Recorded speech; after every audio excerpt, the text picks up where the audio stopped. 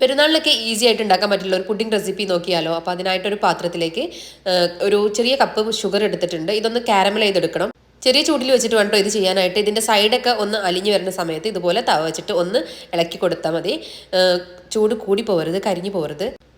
എന്നിട്ട് നമ്മൾ സെറ്റ് ചെയ്യാൻ വെച്ചിട്ടുള്ള ഒരു പാത്രത്തിലേക്ക് നിങ്ങൾക്ക് ഇഷ്ടമുള്ള ഏത് പാത്രം വേണമെങ്കിലും എടുക്കാം കേട്ടോ സെറ്റ് ചെയ്യാനായിട്ട്. ഇതുപോലെ ഒന്ന് ചുറ്റിച്ചെടുക്കാം. ഇനി മിക്സിയുടെ ജാറിലേക്ക് 2 മുട്ട പൊട്ടിച്ചൊഴിച്ചിട്ടുണ്ട്. അതുപോലെ തന്നെ 3-4 ബ്രെഡ് പീസ് കട്ട് ചെയ്തിട്ടും ഇട്ടുകൊടുക്കാം. ഇനി ആവശ്യത്തിനുള്ള മധുരം ഇട്ടുകൊടുക്കാം.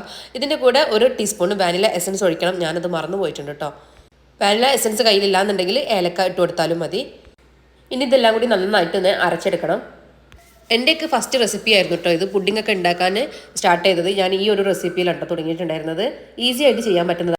ഇനി നമ്മൾ നേരത്തെ സെറ്റ് ചെയ്തിട്ടുള്ള കാരമലിലേക്ക് ഈ ഒരു മിശ്രിതം ഒഴിച്ചെടുത്തിട്ട് ആവിയിലൊന്ന് വേവിച്ചെടുക്കണം. ഇഡ്ഡലി തട്ടിൽ വെച്ചിട്ടോ അല്ലെങ്കിൽ ഇതാ വെള്ളത്തിൽ ഇറക്കി വെച്ചിട്ടോ നമുക്കിതൊന്ന് വേവിച്ചെടുക്കാനായിട്ട് പറ്റും. 15 മുതൽ 20 മിനിറ്റ് വരെ വേണം കേട്ടോ അതൊന്ന് സെറ്റായിട്ട് വരാനായിട്ട്, വെന്ത് വരാനായിട്ട്.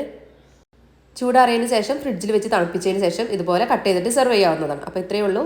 ഇഷ്ടപ്പെട്ടാൽ ലൈക്ക് ചെയ്യുക, ഷെയർ ചെയ്യുക. Bye bye.